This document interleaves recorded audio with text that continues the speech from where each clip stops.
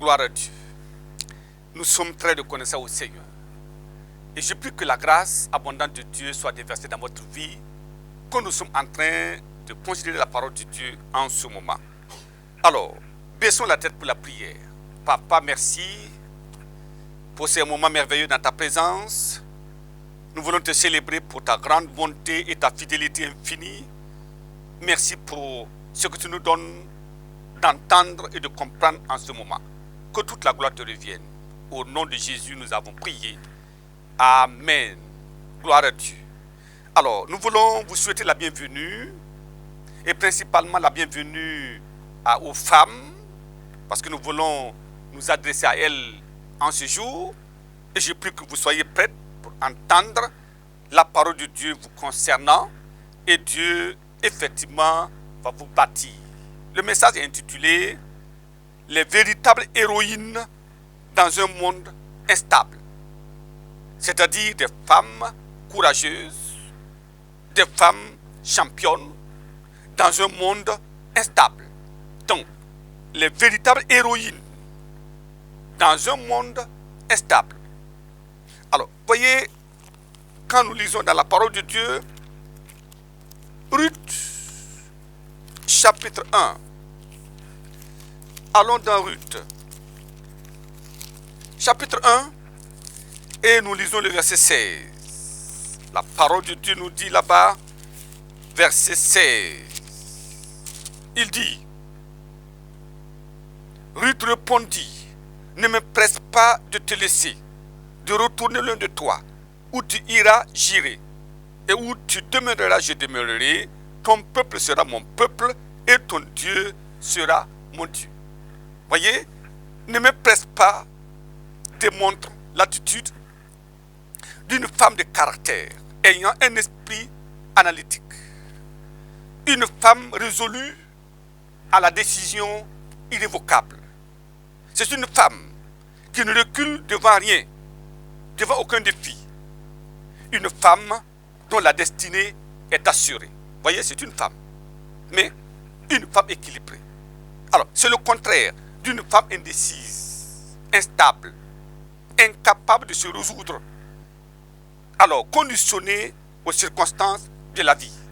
Alors, mais quand nous lisons le verset 14 maintenant, dans Ruth chapitre 1, verset 14, il est dit ceci, et elles élevèrent la voix et pleurèrent encore. Orpa baisa sa belle-mère, Ruth s'attacha à elle. Orpa et Ruth, deux femmes différentes, une belle-mère unique, mais des décisions différentes.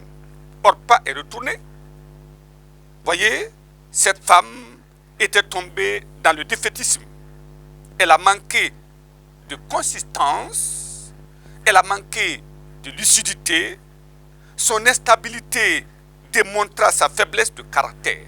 Ce sont des femmes sans objectif à cause de la peur d'affronter les obstacles de la vie. Quand vous avez peur d'affronter les obstacles, alors vous êtes défaite déjà. Ce monde instable et agonisant a besoin des héroïnes. Oui, c'est cela. Pour opérer des transformations fondamentales qui marqueront les générations futures. C'est important. Vous êtes femme. Ne laissez pas votre passage sur la terre comme étant un vol d'oiseau. Permettez que, comme Ruth, de génération en génération, on dise Ruth, une héroïne. Esther, une héroïne. Cela dépendra de notre courage, notre détermination. Et je prie que Dieu nous donne tout cela pour être des hommes ou du moins des femmes équilibrés dans un monde agonisant au nom de Jésus. 3 points que nous allons considérer. Premièrement, nous verrons les temps difficiles d'un monde changeant. C'est un monde qui change. Mais la femme doit être équilibrée. Deuxièmement, nous allons voir les tensions internes et externes qui déboussolent les femmes ordinaires. Quand vous êtes une femme ordinaire, il y a des tensions internes, il y a des tensions externes qui vous déboussolent. Nous allons voir tout ça ensemble. Troisièmement, nous allons voir la ténacité des héroïnes quand tout espoir semble perdu. Oui, la ténacité. La femme est tenace, ferme dans sa décision jusqu'à ce que la victoire soit déclarée. Premier point, les temps difficiles d'un monde changeant. Regardons rapidement dans 1 Corinthiens. 1 Corinthiens chapitre 7. 1 Corinthiens chapitre 7. Nous lisons le verset 26. Il dit là-bas, verset 26. Voici donc ce que j'estime bon à cause des temps difficiles qui s'approchent. Il est bon à un homme d'être ainsi s'il est lié à une femme et ne cherche pas à rompre ce lien. S'il n'est pas lié à une femme, il ne cherche pas de femme. Si tu n'es pas marié, tu n'as point péché. Et si la Vierge s'est mariée, elle n'a point péché. Mais ces personnes auront des tribulations dans la chair et je voudrais vous en épargner. Verset 29. Voici ce que je dis, frères, c'est que le temps est court. Que désormais, ceux qui ont des femmes soient comme n'en ayant pas. Ceux qui pleurent comme ne pleurant pas. Ceux qui se réjouissent comme ne se réjouissant pas.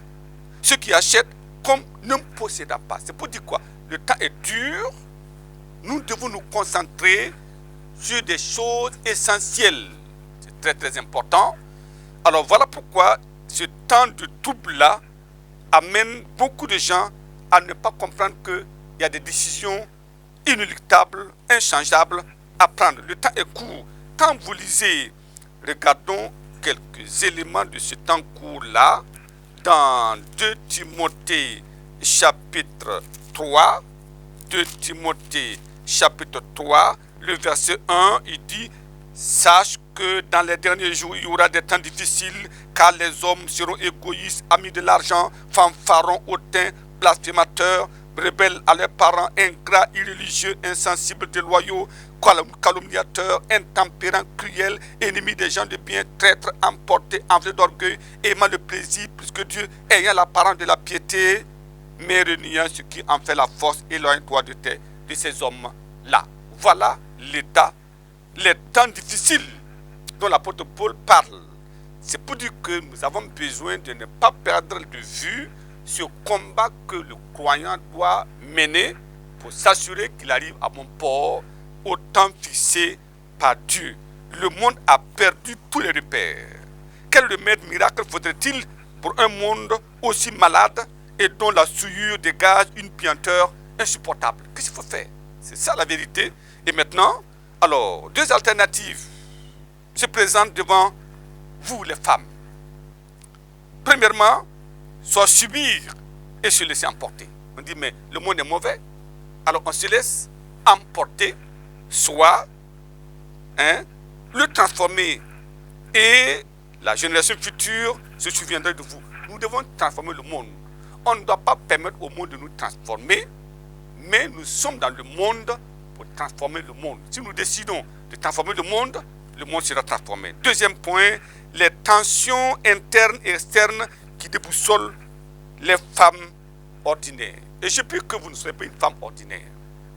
Quand vous venez au Seigneur, la grâce de Dieu dans votre vie fait de vous une femme exceptionnelle, une femme de grâce, fait de vous une femme de destinée, fait de vous une femme conquérante. Je prie que nous comprenions la hauteur de la grâce de Dieu impartée en nous en tant que femmes pour dire non. Ève a amené le monde dans des troubles, mais moi j'amène le monde dans la perfection. Et quand nous décidons d'aller à contre-courant de la vie de Ève, Dieu va nous utiliser pour faire des choses extraordinaires dans ce monde changeant. Alors, comprenez ceci. La vie de la pureté de la femme crée des troubles terribles dans le camp de Satan. En fait, les femmes ne comprennent pas. Lorsqu'une femme est pure dans son cœur, dans son âme et dans son esprit, elle crée des troubles dans le camp de l'enfant. Voilà pourquoi Satan et puis toute sa cohorte, toutes les forces du mal vont travailler et s'assurer que la femme va chuter. Alors les convertis vont venir. La chair va se lever. Pourquoi?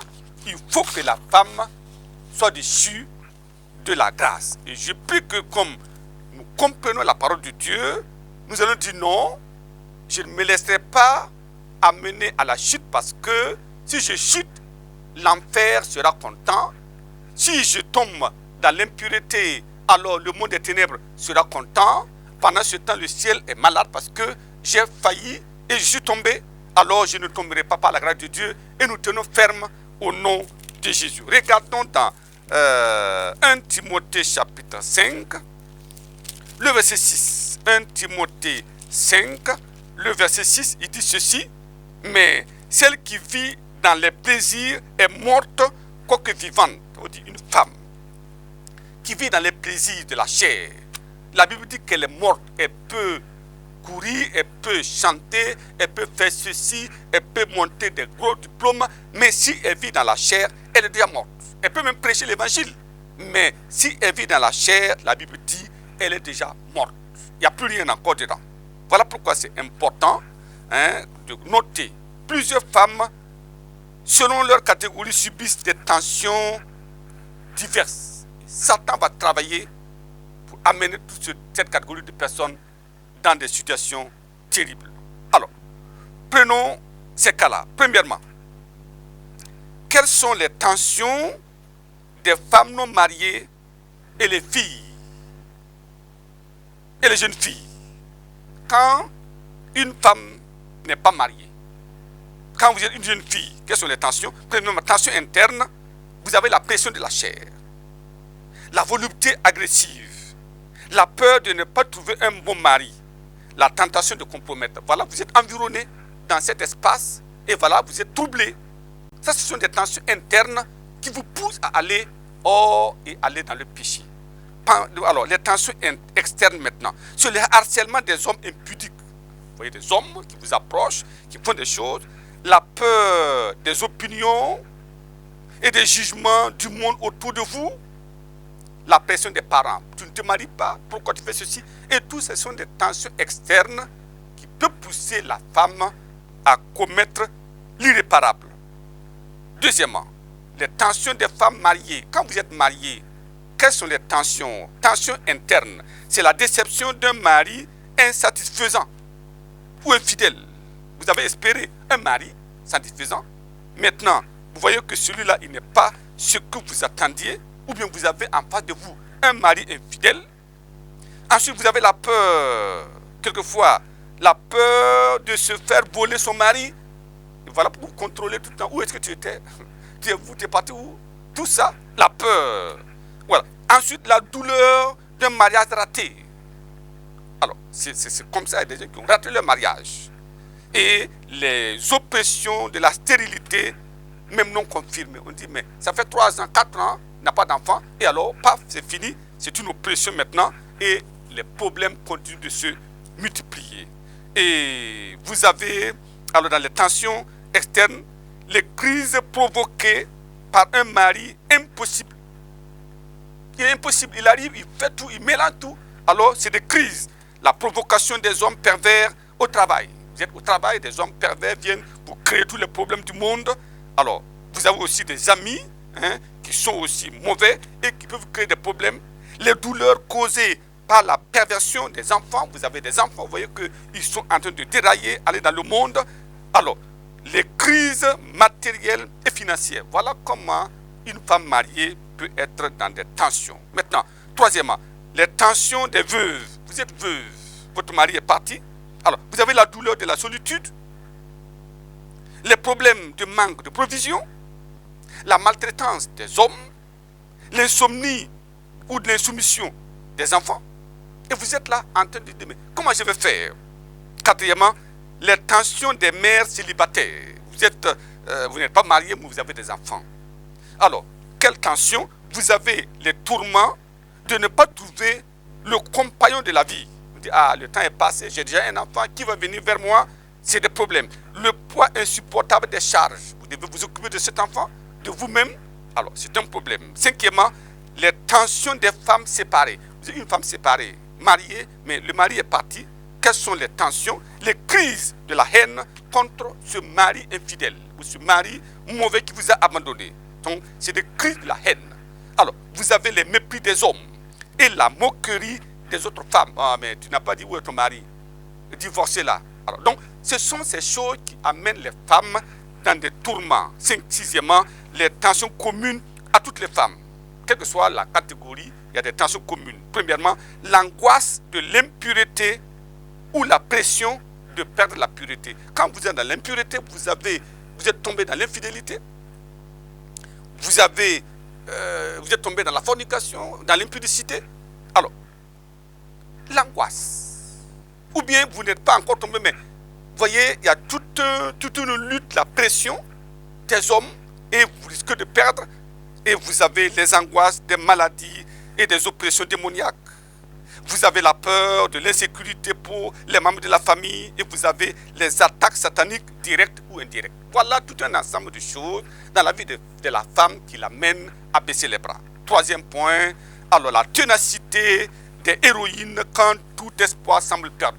Il peut arriver que vous êtes dans cet état, mais comment on va faire? Il n'y a plus de possibilité, il y a la possibilité. Nous sommes au temps de la grâce, et la grâce est suffisante pour vous amener à des exploits avec Dieu. Les femmes dont les noms entrent dans l'histoire se sont résolument tournées vers Dieu. C'est cela. On se tourne vers Dieu. Quels que soient les problèmes que vous vivez, prenez la décision aujourd'hui de faire de Dieu votre Dieu. Et vous verrez la puissance de Dieu se manifester en vous. Proverbe chapitre 28.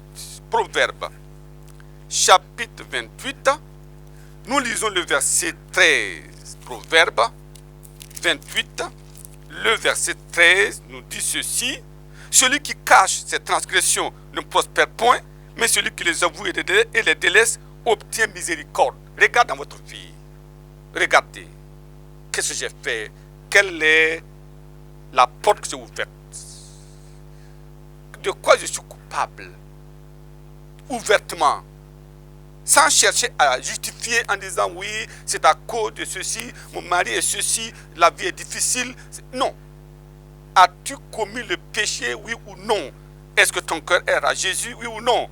Tu sais que tu es éloigné de Dieu, les péchés sont évidents, tu tombes et tu te relèves et tu continues. Alors va vers Dieu pour dire Seigneur, aujourd'hui c'est la fin.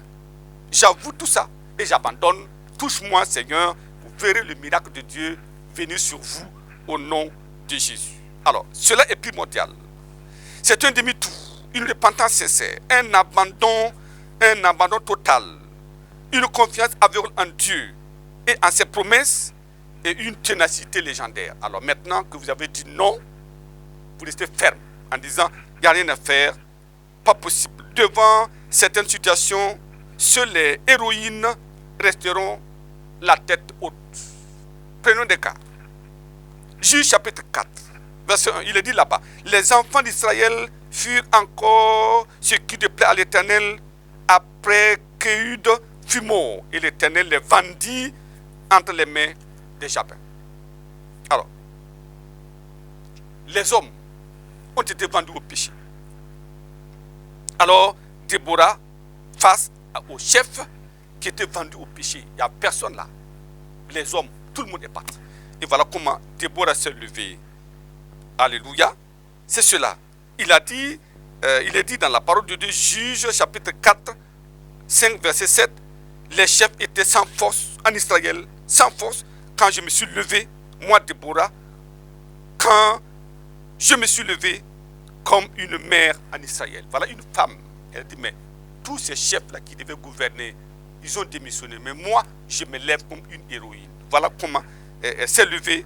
Et voilà comment aussi Dieu l'a aidée. Et elle fut la seule femme prophétesse et juge dans toute l'histoire des enfants d'Israël. C'est important. Deuxième cas, c'est Ruth. Ruth a perdu son mari. Ruth était dans la douleur de la mort de son mari. Elle a perdu son mari. Alors, mais Ruth a dit à sa belle-mère, puisque cette belle-mère faisait partie des enfants d'Israël, elle a appris que Dieu a visité, étant avec sa belle-mère, bien qu'elle soit moabite, elle a compris que cette femme-là a un Dieu, et un vrai Dieu, plus que les dieux de Moab. Et elle a dit, ne me presse pas de te laisser retourner l'un de toi Où tu iras, j'irai. Où tu demeureras, je demeurerai. Ton peuple sera mon peuple et ton Dieu sera mon Dieu. C'était quoi? Une décision irrévocable. Et en ce moment-là, Dieu lui donna un excellent mari, gloire à Dieu, et elle devient même une arrière-grand-mère de Jésus. Voilà comment Dieu récompense les femmes héroïnes. Voyez, nous avons un autre cas, c'est comment on appelle Anne. Anne était dans la tourmente de la stérilité et sa co-épouse même se moquait d'elle. Elle a fait quoi? Elle a fait une prière irrésistible, Dieu lui donnant un enfant. Elle consacrait cet enfant à Dieu et Dieu lui a ajouté 5 autres enfants. Vous pouvez combattre et vous pouvez vaincre tous ces maux dans votre vie si vous vous levez, vous confiez au Seigneur. C'est très très très important. Alors, voyez, Esther était également devant une situation face à la mort programmée de son peuple. Et elle a fait quoi? Elle a manifesté la foi qui défie les lois des hommes. Et l'ennemi fut pendu et les Juifs furent sauvés et Mardochée fut maintenant la deuxième personnalité du royaume. Voyez que c'est possible de changer les circonstances. Parce que Mardochée refusait de fléchir les genoux devant Aman. Et Aman a décidé de détruire tous les Juifs. Toute la race juive en Babylone. Et alors, Mardochée, l'oncle de cette femme qui était maintenant reine, a dit, mais si tu ne te lèves pas maintenant, voilà ce qu'elle a dit. Il dit, car si tu t'étais maintenant, parce qu'il y a des moments où vous êtes la solution au problème, le secours et la délivrance surgira d'autre part pour les Juifs, et toi et la maison de ton père vous périrez. Et qui sait si ce n'est pas pour des temps comme ceci que tu es parvenu à la royauté. Vous voyez, il y a des moments, nous devons savoir que la position que nous occupons en cette période précise, peut-être c'est dû au fait que Dieu veut nous utiliser pour changer tout autour de nous. Nous devons comprendre cela. Et alors quand elle a compris, alors qu'est-ce qu'elle a fait? Esther chapitre 4 verset 16, elle dit, va, rassemble tous les Juifs qui se trouvent à Suse et jeûnez pour moi, sans manger, ni boire, pendant 3 jours, ni la nuit, ni le jour. Moi aussi je jeûnerai, je ferai de même. Oui, avec mes servantes. Puis j'entrerai sur le roi, malgré la loi. La loi interdisait à cette femme d'entrer dans la présence du roi tant que le roi n'a pas appelé. Il dit, malgré cette loi-là, j'entrerai. Si je dois périr, je périrai. On appelle ça la foi qui défie la loi des hommes. Alors, la solution est venue du ciel et cette femme maintenant est rentrée dans l'histoire. Vous savez, les véritables héroïnes transforment le monde autour d'elles, obligent Dieu à ouvrir les écluses des cieux. Les femmes héroïnes renversent leurs ennemis par la foi. Les femmes héroïnes permettent à Dieu d'accomplir des miracles extraordinaires dans leur vie et autour d'eux. Les femmes extraordinaires permettent à Dieu d'accomplir des merveilles dans leur vie avec Dieu et alors donnent de l'espoir aux désespérés. Est-ce que ce n'est pas vous que le monde a besoin aujourd'hui? Dieu a besoin de ces femmes qui peuvent se lever et changer tout autour d'elles. Je prie que la faim et la soif pour être une héroïne vous saisissent maintenant au nom de Jésus. Serez-vous une de ces femmes héroïnes de ces temps périlleux pour permettre à Dieu de reconfigurer le monde? C'est à vous de jouer. Donc la balle est dans notre camp. Si nous pouvons nous lever maintenant pour dire, Seigneur, mais voici, j'ai compris. Je vais le faire. Et je sais, ce Dieu grand et puissant vous permettra de changer tout autour de vous. Dans votre foyer, les choses vont changer. Dans votre communauté, les choses vont changer. Dans votre église, les choses vont changer. Dans vos bureaux, les choses vont changer. Parce que Dieu sera avec vous et la grâce de Dieu va vous accompagner au nom de Jésus. Alors nous voulons nous tenir debout, mais sachez une chose, se connecter à Dieu, confesser tout abandonner et faire confiance en lui. Tenons-nous debout et baissons la tête pour la prière. En ce moment, Dieu fera de vous une héroïne. Je parle aux femmes, je crois que vous avez entendu. Dieu va changer tout autour de vous. Votre mari ne vous reconnaîtra plus. Les choses vont changer. Prions ensemble. Papa, merci pour ce temps de la grâce. Merci pour ces héroïnes que tu es en train de mettre sur pied pour transformer le monde agonisant.